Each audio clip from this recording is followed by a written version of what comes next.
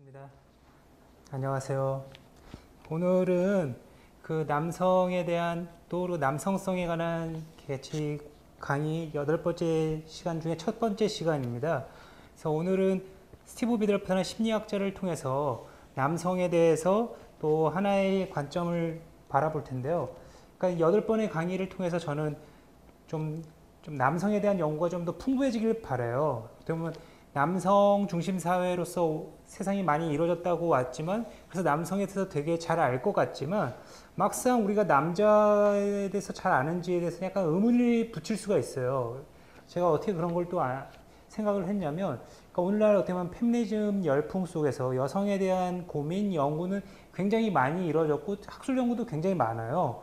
그래서 서점에 가보면 정말 페미니즘 책들이 또 한 책장을 이루고 있죠. 그래서 그런 데서 많은 어떤 영향을 받고 여성에 대한 연구가 활발하게 이루어지고 있는데, 한편으로는 남성에 대해서 연구가 그래서 같이 균형을 이루면서 되는가에 대해서는 그렇지는 않거든요.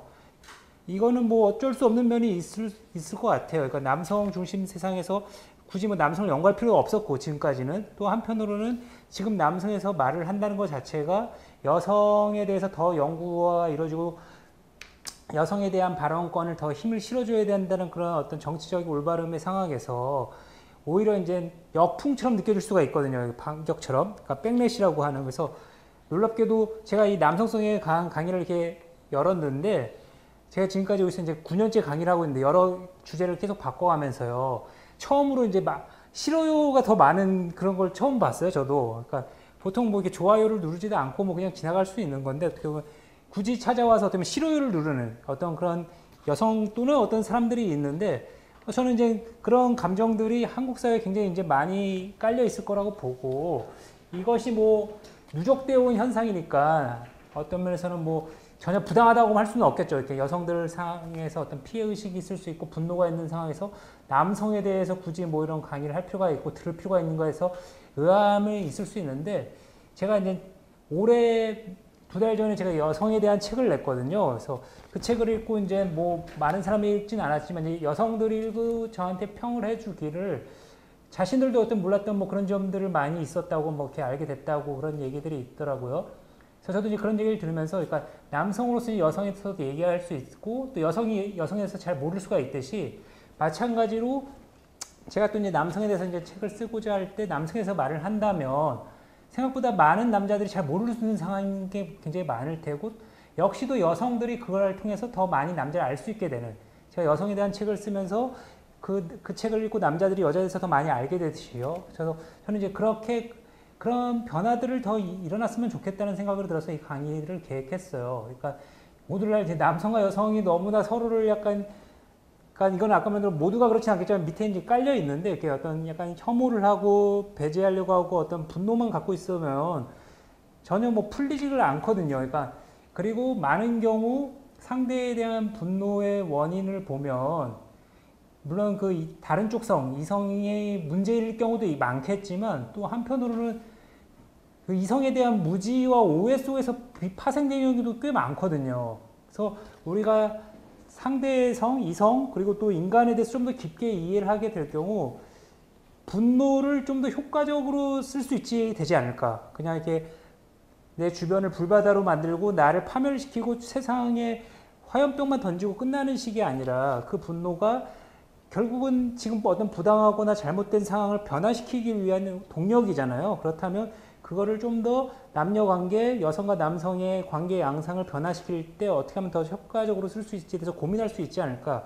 그래서 저는 좀 더 남성에 대한 연구가 더 깊게 이루어져야 된다고 보고, 실제로 베룩스라는 저명한 이제 여성학자도 책을, 그 사람도 이제 남성에서 책도 썼는데 자기가 고백을 하더라고요. 그러니까 자기는 남성에 대해서 잘 모를 뿐더러, 무지할 뿐더러 두려워하고 있다는 것을 고백하기가 너무 힘들었다는 거예요. 그러니까 실제로 여성의 어떤 평등과 세상의 변화를 강하게 외칠 수는 있지만, 그렇다고 해서 이것이 남성에 대한 무지와 이게 꼭 연결될 필요가 없거든요. 남성에서 잘 알면서도 오히려 효과적으로 이제 그런 걸 주장할 수 있는데, 많은 경우 이제 무게중심이 지금 굉장히 쏠려 있는 것 같아요. 그래서 마치 남성에 대해서 연구를 하거나 더 깊게 이해하려고 하면 지금 혹시나 자신이 갖고 있는 어떤 분노가 좀 더 사라질까봐, 또는 뭐 효과적으로 발언하지 못할까봐 또는 한쪽 편을 들어줘야 되는데 괜히 어떤 뭐 상대를 알게 될까봐 이런 뭐 두려움이 있는지 남성에 대한 연구가 여성 그런 학자들 사이에서도 그렇게 잘 이루어지지는 않고 있거든요. 그래서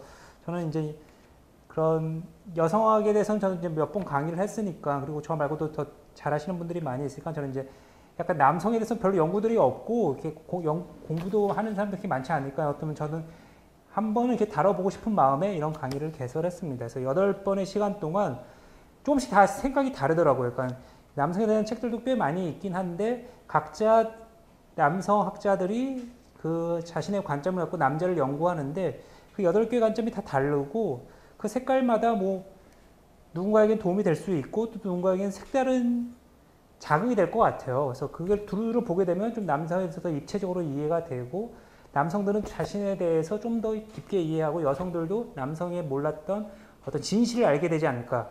그래서 서로 이렇게 지식이 좀 전제된 상태에서 서로와 관계를 맺고 대화를 하면 이전보다는 좀 더 훨씬 수월하게 풀릴 거라고 조금이나마 저는 기대를 하고 있고 그거에 제가 이바지를 하고자 이런 강의를 열었습니다.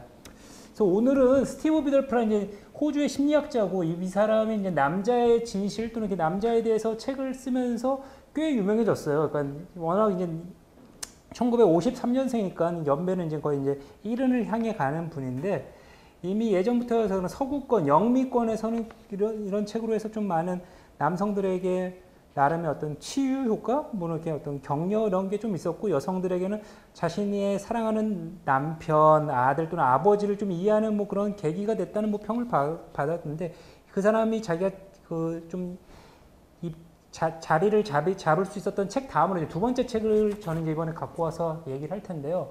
뭐 이 사람 책을 갖고 구구절절 얘기하기보다는 8명의 학자들을 조금 다루면서 어떻게 보면 저도 이제 남성으로서 약간 어떤 비판적으로 좀 다루고 싶어요. 그러니까 뭐 우리가 이들의 책은 뭐 어떤 철학서나 어떤 그런 사회학 책은 아니라서 어렵지는 않거든요. 근데 그들의 얘기를 갖고 와서 이제 우리 한국 또는 이곳에서 우리의 삶에 어떻게 적용을 할 수 있을까, 현재.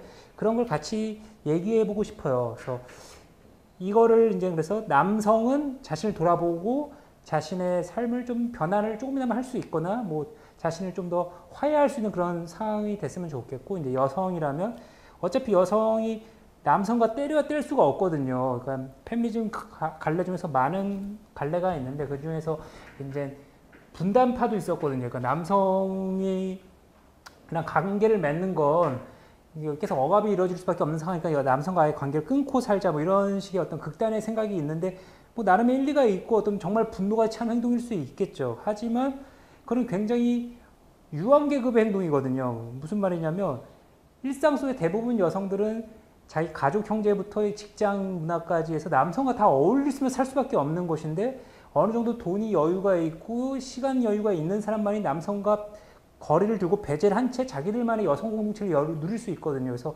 어떻게 보면 실생활을 살아가는 여성들에 대한 몰이해를 바탕으로 한 굉장히 관념적인 그런 주장들도 예전 미국의 70년대, 80년대는 나타나기도 했는데, 근데 그럴 경우 이제 굉장히 여성들 안에서 고립이 되죠. 왜냐면 여성들 대부분은 남성에게 불만이 있지만 그 상황에서도 남성과 더 깊게 사랑을 하고 좀 더 이해를 하려고 노력하는 거지, 남성들을 아예 다 없애버리고 싶고 뭐 이렇게 자기 삶에서 쫓아내고 싶은 사람은 별로 없거든요.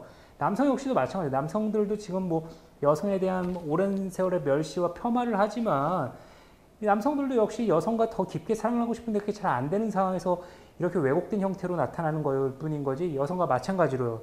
다 누구나 인간은 사랑을 받기 원하기 때문에 그런 식의 어떤 이렇게 한쪽성에 대한 몰이해를 바탕으로 한 배제는 좀 위험할 수 있을 것 같아요. 그래서 스티브 비덜프의 책은 그런 면에서 여성들에게도 굉장한 도움을 줬다고 해요. 그래서 자신의 가까이 있는 그 수많은 남자들을 좀 더 깊게 이해하고 그들을 좀 더 뭐랄까 조화로운 관계 방식, 예전과는 좀 다른 식의 관계 맺을 때 도움이 됐다고 하죠. 그래서 저도 읽어보니까 뭐 이야기는 어찌 보면 평이한데 일반 사람들에게는 또 한편으로는 굉장히 위로가 되고 마음의 어떤 전환점을 모색해 줄 수 있는 그런 힘은 있더라고요. 그래서 한번 오늘 첫 시간인 만큼 좀 부담되지 않고 좀 가볍게 시작한다는 의미로 이 스티브 비덜프를 한번 가져와 봤습니다. 그러면 맨 앞쪽에 대한 내용을 좀 이렇게 다룰 텐데요. 스티브 비덜프가 어떤 남자라면 굉장히 느끼는 상황을 언급을 해요. 무슨 상황이냐면, 이건 아마 여성들도 비슷할 거예요. 여성들도 어느 모임에 갔는데 여자들이 있잖아요. 그러면 거의 본능처럼 0.001초 만에 아주 찰나의 순간에 저 여자가 예쁜지 안 예쁜지, 나이는 어떻게 되는지, 옷차림은 어떤지, 이거를 여성들이 분간을 한다고 하더라고요. 그러니까 이건 거의 본능처럼 작동이 되거든요. 이렇게 아무리 우리가 페미니즘의 영향을 받아서 여성을 외모로 판단하지 말아야지라고 인식을 하더라도 그걸 발설하지 않고 드러내지 않으려고 할 뿐이지 이미 무의식적으로 이게 처리가 되거든요. 근데 이건 남성도 마찬가지예요. 남성도 남자들 무리에 가서 있으면은 저 사람이 운동을 좀 해서 했는지, 또는 키가 큰지 작은지, 체격이 다부진지 아닌지, 뭐 잘생겼는지까지, 뭐 잘생겼는지 아닌지, 뭐 이런 거를 아주 빠른 시간에 판단해요. 그래서 이거는 정말 인간의 어떤 무의식 중에 일어나는 뇌로의 작동인데, 이건 우리가 의식을 갖고 굉장히 노력을 통해서 이걸 하지 않으려고 해도 쉽지만은 않은 문제예요. 다만 이제 우리가 좀 문화에서, 성숙한 문화에서는 처음 보는 사람에게 이렇게 얼굴이나 외모를 갖고 평가를 하면 안 된다는 그런 문화 속에서 우리가 이제 몸에 익혀지면 이제 그런 걸 덜 할 뿐이지만, 실제로 남자가 남자를 봤을 때 저 사람의 직업은 뭐고, 연봉은 어떠고, 끌고 온 지금 차는 어떤지, 옷차림에서 그 사람의 옷을 입은 뭐 양복의 브랜드를, 이런 걸 알게 모르게 자신과 비교하는 것이 무의식 중에 일어난다는 거예요. 이건 굉장히 생물학적인 현상인데, 근데 이게 이 비교가 결국은 어떻게 보면 자신과 상대를 끊임없이, 왜냐면 상대도 비교를 하거든요. 그러니까 끊임없이 남자들 사이에서 어떤 군비 경쟁을 하듯이, 그러니까 강대국끼리 군비 경쟁을 하면서 서로 평화를 잘 못 이루듯이 남자들 마음 안에도 이런 상태가 좀 있을 수 있다는 거예요. 그래서 적이란 게 정말 외부의 저 어떤 나와 다른 덩치 큰 저 남자도 적일 수 있지만, 한편으로는 내 안에서 끊임없이 이렇게 비교하려는, 그리고 상대보다 내가 더 앞서기 원하는 이 마음 자체가 이미 남성 안에 굉장히 강력하게 있고, 이 경쟁심이 남성을 굉장히 좀 불행하게 만들 여지가 있는, 인류사 내내 좀 그런 면이 있는 것 같아요. 그래서 저 역시도 남자다 보니까 그런 게 작동되는 걸 저도 어렸을 때부터 많이 봤는데, 저도 어렸을 때부터 지금까지 저는 이제 농구를 취미 삼아 하는데, 농구하러 이제 가면 길거리 농구장에서 보면 정말 어디서 알 수 없지만 뭐 정말 별의별 사람들이 다 오잖아요. 그래서 같이 해서 이제 농구 시합을 하게 되면 정말 자신도 모르게 어떤 정말 흥분이 되고 호르몬이 막 분비되면서 저 남자의 실력 이런 걸 계속 재고 따지고, 또는 저보다 이제 농구하는 사람들이 보면 이제 키도 큰 사람들도 꽤 많으니까 보면 아닌 척 하려고 하지만 뭔가 위축되는 느낌도 들고 정말 그렇더라고요. 그래서 이런 것들이 우리가 의식으로서 나라는 거를 이렇게 통제하려고 하지만 굉장히 무의식 측면이 굉장히 강하고, 이게 남자 사이의 경쟁이 강렬하게 작동되는구나. 그러다 보니까 저도 이제 학창 시절부터 이제 어떤 남성에 대해서 문제의식을 갖고 이렇게 고민하게 된 거는, 이 군비 경쟁, 그러니까 남자들 사이에 끊임없는 경쟁이 저를 굉장히 불행하게 만든다는 생각이 들어요. 특히 이제 자연스럽게 드는 우리의 그런 희노애락의 감정들을 남자들은 대부분 이제 통제를 하고 억제를 하려고 하거든요. 왜냐하면 지금 당장 그 상대 남자들 사이에서 위에 올라가는 게 중요하고 이기는 게 중요하지, 나 어떤 여린 구석을 위로받고 동정받는 거는 오히려 더 밑으로 처지는 결과를 낳거든요. 그래서 남자들은 굉장히 강한 척을 하려고 하고 자신의 여린 감정을 숨기려고 하고, 그러니까 가면을 쓰게 되는 거죠.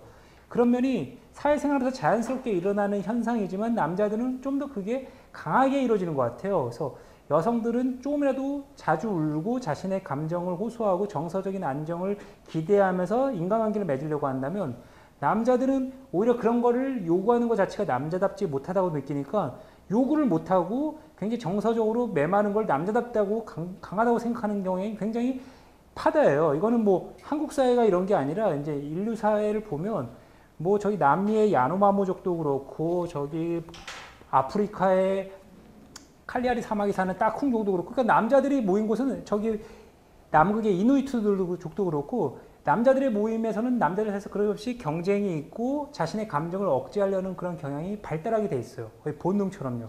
그래서 많은 남자들이 굉장히 자신과 약간의 거리를 둔 채 이격된 삶을 살지 않나, 이런 저는 생각이 들고, 근데 이것이 오늘날 이제 현대 자유화 시대에 맞춰서 자신의 감정을 되살리려는 운동, 그동안 희생했다. 남자들이 아버지가 너무 희생했고 남자들로서 너무 자신을 억압하며 살았다. 이거를 복원하자. 이런 운동들도 이제 서구 사회에서 일어나는데 한편으로는 굉장히 뭐 긍정적인 효과가 있을 수 있는 운동이라고 저는 생각을 해요. 하지만 또 한편으로는 이 감정 억제를 약간의 좀 억누르는 게 그렇게 아주 나쁘기만 한 것도 아니거든요. 무슨 말이냐면 어떤 고등종교, 뭐 불교가 됐든 뭐 기독교가 됐든 우리 인간의 어떤 그런 감정만을 막 지배당하지 말고 어떤 거기서 초연함을 요구하는 그런 모습들이 있잖아요. 그러니까 어떤 인간이 또 성장하는 과정에서는 나의 감정을 소중히 여기는 줄도 아는 거, 이 감정이 왜 일어나는지도 이해하는 이해와 동시에 이 감정이 어린애처럼 또 휩쓸리지 않는 것도 한면의 성장이기도 하거든요. 그래서 이 두 가지를 다 볼 줄 알아야지 좀 성장하는 게 아닌가 싶어요. 그러니까 지금까지 또 너무 남자들이 자신의 감정을 억누른 채 살아왔기 때문에, 메말라 왔기 때문에 그 황폐화된 삶에서 약간 좀 벗어나서 자신의 감정을 인정하고, 그래서 눈물이 나면 또 눈물도 흘릴 줄 알고, 그러니까 남자들이 보면 감정이라는 것이 거의 분노로 하나로 환원되거든요. 그러니까 뭐 어떤 상황이든 막 욱하면서 분노를 터뜨리는데 그런 식의 단순하는 게 아니라 다양한 자신의 감정, 두려움이 있으면 두려움이 있다고 하고, 슬프면 슬프고, 우울하면 우울함을 인정하고, 이런 감정의 총천연색을 인정하고 받아들이는 것과 동시에 한편 남성의 강점이라고도 불리우는 어떤 그 감정을 휩쓸리는 게 아니라 그걸 약간 어느 정도는 조절하려고 하는, 통제하려고 하는, 이것도 남성성으로서 굉장히 좋은 점일 수 있다는 평가를 저는 하고 싶어요. 그러니까 무조건 남성의 어떤 그 감정 억제가 다 잘못된 게 아니라 인류 사례에서 봤을 땐 그런 감정 억제가 한편에 남성을 더 강하게 했고, 또는 남성이 자신의 일을 더 추진하고 몰두할 수 있는 힘이 되었다는 그런 장점도 있기 때문이지, 너무 나쁘기만 한데 그게 계속 유지될 리는 없거든요. 그러니까 세상엔 다 빛과 그늘이 있듯이 지금 그늘을 아직 알려지지 않았으니까 그늘을 잘 보되 그 빛마저 다 감출 수는 없다는 거죠. 그래서 남성의 어떤 감정을 억제하는 것을 이유를 좀 이해하고 각자 개인의 삶에 한번 적용하면 좋을 것 같아요. 그래서 어떤 남성분들은 정말 감정이 억압된 분들이 굉장히 많아요. 그래서 저도 강의를 가다 보면 정말 이게 좀 남성들 집단에 가서 강의를 할 때랑 좀 여성들이 좀 많은 집단에서 강의를 할 때랑 굉장히 반응이 완전 달라요. 그래서 자신의 그런 감정을 거의 이렇게 차단한 채 살아가는 사람이 행복하긴 되게 쉽지는 않죠. 그래서 이런 거는 정말 남성 문화의 하나의 한 양상으로서 좀 문제의식을 갖고 우리가 좀 그 해결까지는 아니더라도 고민하면서 좀 변화를 해볼 필요가 있는데, 그렇다고 이제 감정을 억제하는 게 무조건 잘못된 것만 아니라는 걸 한번 생각을 해보자는 거죠. 그래서 이렇게 좀 더 밑으로 내려와서 이게 한번 읽어보면 제가 하나 이게 좀 변화될 수 있는 거를 좀 읽고 싶어요. 그러니까 밑에서 한 6번째 줄. 그러니까 남자들이 참된 음정을 맺는데 가장 큰 장애물은 견고한 가면과 차갑고 냉정했던 자신의 아버지이다. 이제 뒤에 이제 아버지랑 얘기하기 위해서 제가 이 구절을 한번 꼽았는데요. 그러니까 정말 이 인류사 내내 좀 약간 부드러운 아버지들도 있었을 것 같아요. 있었겠죠. 근데 생각보다 소수였고, 많은 남자들이 기억하는 아버지는 자기의 아버지들이 그랬듯이, 아버지들의 아버지들이 늘 그래 왔듯이 굉장히 무뚝뚝하고 부엌에 잘 안 들어가고, 왜 바깥에서 일을 열심히 해서 돈을 벌어오는 게 마치 아버지다움 또는 자식들을 사랑하는 모습이라 생각하면서 애정 표현을 잘 안 했던 그런 사람들이었을 확률이 크고, 그러다 보니 많은 아들들이 자기 아버지, 그런 아버지 밑에서 또 비슷한 아버지가 되어가는 이런 약간의 비극이 반복됐거든요. 그래서 이제 이 구절을 또 읽으니까 생각나는 게 엘튼 존이라고 또 유명한 락 가수가 있잖아요. 그 1대1 다루는 락앤맨이라는 영화도 나왔는데, 그 엘튼 존도 그 아버지에 대해서 애정을 엄청나게 갈구하는데 아버지는 정말 너무 무뚝뚝하고 몸이 건조한, 아들에게 대해서 접촉 하나, 이렇게 따스한 표현 하나도 하지 않았던 그런 인물이더라고요. 거기서 오는 어떤 굉장히 좌절감, 절망감을 그 어떤 예민하고 섬세했던 소년이 많이 느꼈겠죠. 그런데 또 그 아버지는 이렇게 집을 나가서 달을 재가를 한 다음에 그 다시 낳은 아이들에게는 굉장히 따뜻한, 그러니까 엘튼 존이 그걸 나중에 자기가 스타가 돼서 그 아버지를 찾아가서 관계를 회복하려고 딱 가서 보는데 어떤 굉장한 수치심 또는 뭐 어떤 모멸감, 뭐 어떤 그런 걸 많이 느꼈을 것 같아요.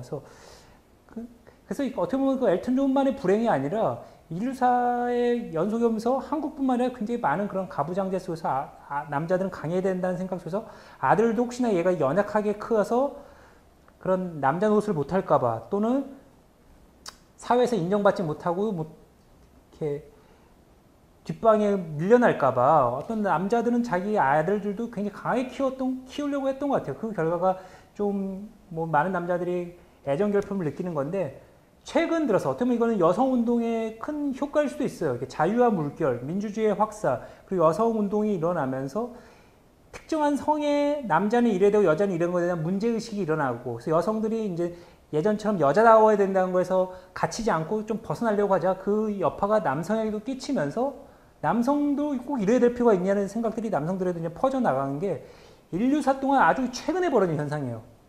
그러니까 한 몇천 년 전에 갑자기 어떤 남자가 나는 남자다우고 싶지 않은데 나는 내가 하고 싶은 거 할 때 그럴 여건도 안 됐고 물질 토대도 안 됐고 그런 상황도 안 돼서 그냥 다 자신의 남성성을 거기에 자신을 끼워 맞출 수밖에 없었죠. 근데 최근에 와서야 현대 문명이 지금 21세기에 들어서야 20세기 때부터서야 그때부터 이런 소수의 남자들이 좀 더 확산되기 시작했고 남자가 좀 더 자유로워지고 애정을 더 표현하는 그래서 아버지와 아들의 관계도 이제 굉장히 달라지고 있죠.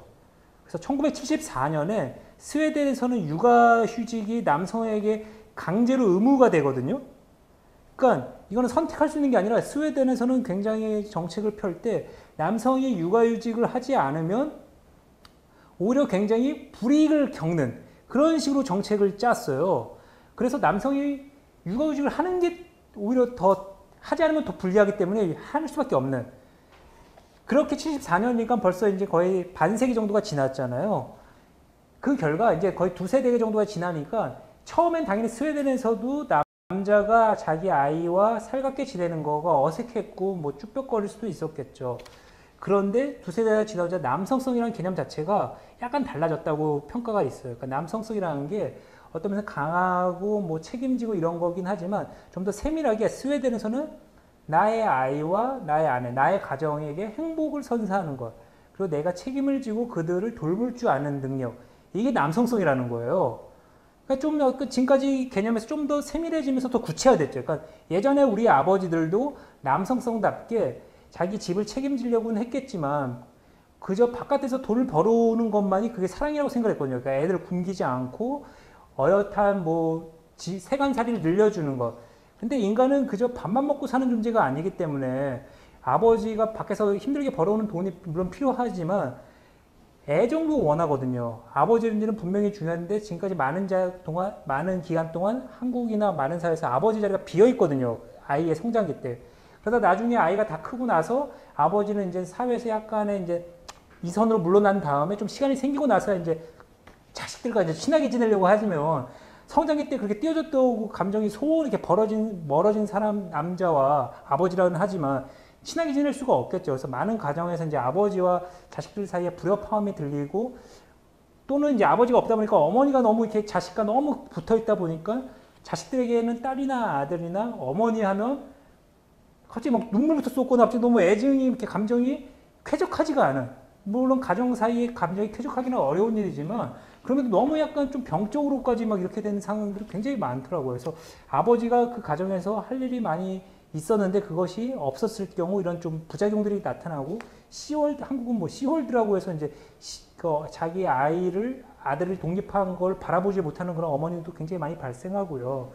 그래서 여러 문제가 섞여 있는데 그래서 아버지에 대해서는 정말 요즘 남자들이 많이 고민하고 왜냐면 자기 또 이제 아버지가 될 때 자기 아버지처럼 살고 싶진 않으니까 또는 그렇게 되지 않으려 반면교사 삼으려는 그런 아들들이 굉장히 많이 나타나는 시대 같아요.